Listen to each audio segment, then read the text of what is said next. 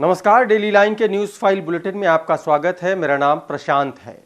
इस बुलेटिन में हम आपको बताएंगे बीजेपी के दिग्गज नेता आज कहां-कहां चुनावी हुंकार भरेंगे और बताएंगे राजीव गांधी को याद करते हुए राहुल गांधी ने क्या कुछ कहा। इसके साथ ही बताएंगे मौसम विभाग ने आज किन किन राज्यों में हीट वेव का अलर्ट जारी किया है। लेकिन उससे पहले एक नजर डालते हैं आज की हेडलाइंस पर। आज बिहार और उत्तर प्रदेश के दौरे पर प्रधानमंत्री मोदी प्रयागराज में एक जनसभा को करेंगे संबोधित। ओडिशा में 4 जनसभाओं को संबोधित करेंगे केंद्रीय गृह मंत्री अमित शाह। भारत के पूर्व प्रधानमंत्री राजीव गांधी की 33वीं पुण्यतिथि आज। खड़गे, राहुल गांधी और केजरीवाल ने दी श्रद्धांजलि। पूरी सीट से बीजेपी प्रत्याशी संबित पात्रा का विवादित बयान, कहा भगवान जगन्नाथ प्रधानमंत्री नरेंद्र मोदी के भक्त। विपक्षी नेताओं ने जमकर घेरा, देर रात मांगी माफी। स्वाति मालीवाल के साथ मारपीट केस में अब एसआईटी करेगी जांच। एडिशनल डीसीपी अजिंथा चिपियला की अगुवाई में टीम करेगी तफ्तीश। दिल्ली, यूपी समेत उत्तर भारत के कई राज्यों में लू का रेड अलर्ट। दिल्ली का नजफगढ़ रहा सबसे गर्म। कानपुर में गर्मी में तोड़ा 14 साल का रिकॉर्ड। और अब शुरुआत करते हैं आज की बड़ी और अहम खबरों की विस्तार से। लोकसभा चुनाव के 5 चरणों का मतदान पूरा हो चुका है। अब सियासी दिग्गज नेता छठे चरण के लिए प्रचार में जुट गए हैं। इसी कड़ी में प्रधानमंत्री नरेंद्र मोदी आज बिहार और उत्तर प्रदेश के दौरे पर हैं। पीएम मोदी की पहली जनसभा बिहार के पूर्वी चंपारण में है। इसके साथ ही वो महाराजगंज में एक चुनावी सभा को संबोधित करेंगे। बिहार के पूर्वी चंपारण और महाराजगंज में 2 रैलियां करने के बाद प्रधानमंत्री नरेंद्र मोदी उत्तर प्रदेश आएंगे।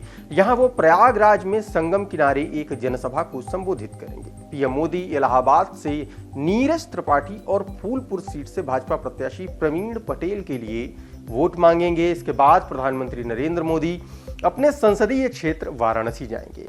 वाराणसी में शाम को पीएम नारी शक्ति संवाद कार्यक्रम में शामिल होंगे। दूसरी तरफ केंद्रीय मंत्री अमित शाह आज ओडिशा दौरे पर हैं।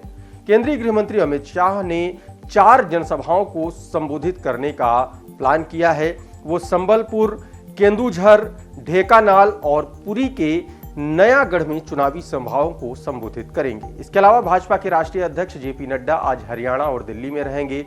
वो यहां रोड शो के साथ एक जनसभा को भी संबोधित करेंगे।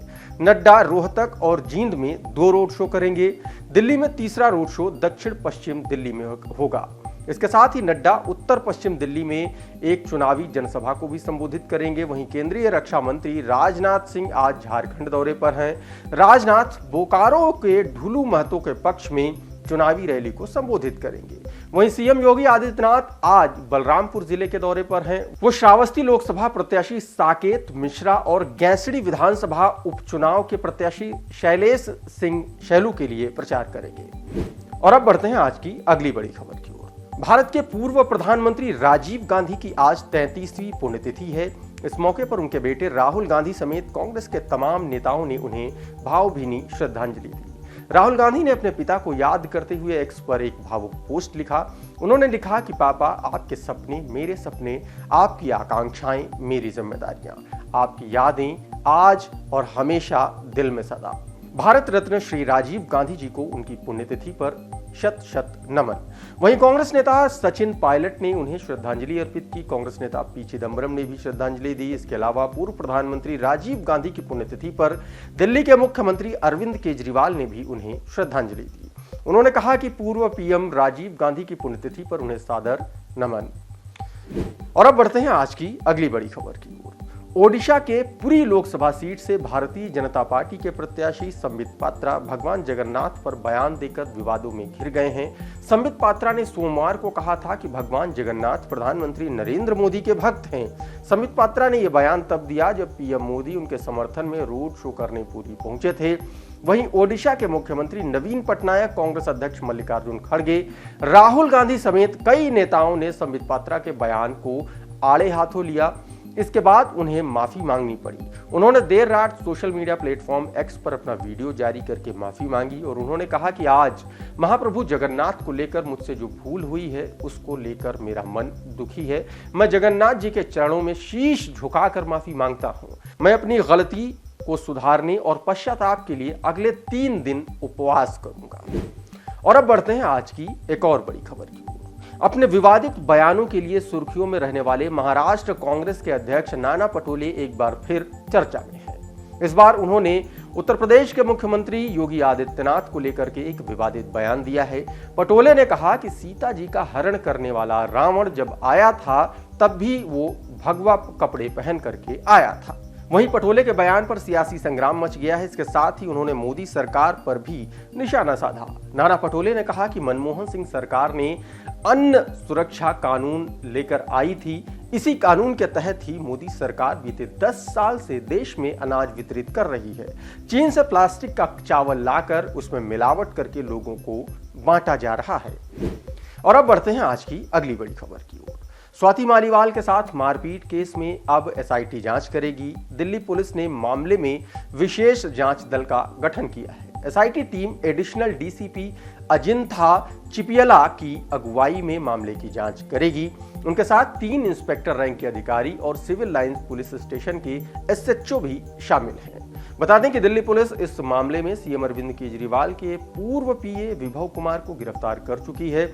वहीं अब उनके फोन का डेटा और सीसीटीवी फुटेज को जुटाने में एसआईटी अपनी कार्रवाई करेगी। बढ़ते हैं आज की अगली बड़ी खबर की ओर। देश के कई राज्य भीषण गर्मी की चपेट में हैं। पारा अपने चरम पर पहुंच चुका है और नया रिकॉर्ड बना रहा है। इस बीच मौसम विभाग ने उत्तर भारत के राज्यों में गर्मी के साथ लू को लेकर के अलर्ट जारी किया है। यूपी के 17 शहरों में बारिश और 35 शहरों में हीट वेव का अलर्ट जारी किया है। आगरा सोमवार को लगातार दूसरे दिन प्रदेश का सबसे गर्म शहर रहा। यहां अधिकतम तापमान 47.7 डिग्री सेल्सियस रिकॉर्ड किया गया। इसके अलावा कानपुर में गर्मी ने बीते 14 साल का रिकॉर्ड तोड़ दिया। 14 साल बाद कानपुर में रविवार सोमवार की दरमियानी रात सबसे गर्म दर्ज की गई। 2011 में न्यूनतम तापमान 29.5 डिग्री सेल्सियस दर्ज किया गया था। इसके बाद पहली बार न्यूनतम तापमान 30 डिग्री सेल्सियस रात का दर्ज किया गया है। आज के न्यूज फाइल के इस बुलेटिन में फिलहाल इतना ही, लेकिन आप बने रहिए डेली लाइन के साथ।